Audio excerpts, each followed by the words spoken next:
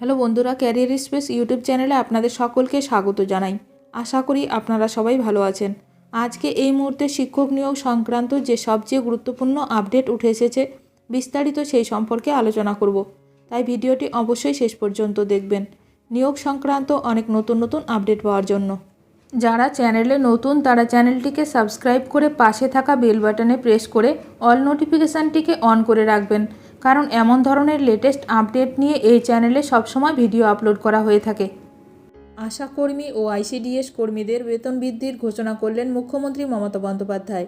April মাস থেকে আশাকর্মী ও ICDS কর্মীদের 750 টাকা ও আইসিডিএস সহায়িকাদের মাসিক বেতন 500 টাকা বৃদ্ধি হতে চলেছে।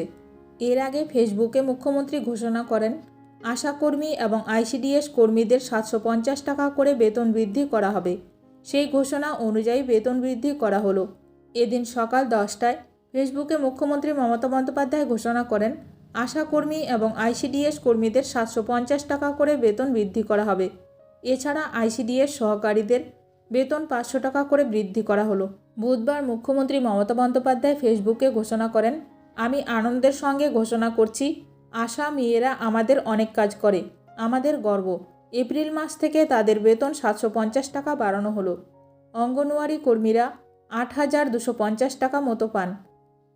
তাদেরও এপ্রিল মাস থেকে 750 টাকা বেতন বৃদ্ধি পেল।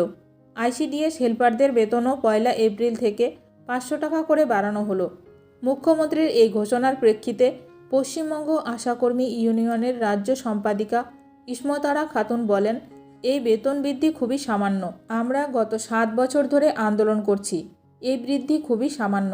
লাগাতার আন্দোলনের ফলে মুখ্যমন্ত্রী বেতন বাড়াতে বাধ্য হলেন। ভিডিওটি ভালো লাগলে অবশ্যই লাইক করবেন। আজকের ভিডিওটি এখানেই শেষ করলাম। নতুন কোনো আপডেট নিয়ে দেখা হবে নেক্সট ভিডিওতে।